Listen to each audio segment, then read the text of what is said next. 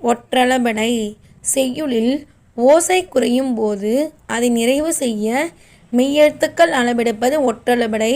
ஒற்று அப்படின்னும் போது அது மெய்யெழுத்துக்களை தான் குறிக்கும். புள்ளி வச்ச எழுத்துக்கள் எல்லாமே ஒற்றெழுத்துக்கள் சொல்லுவோமா.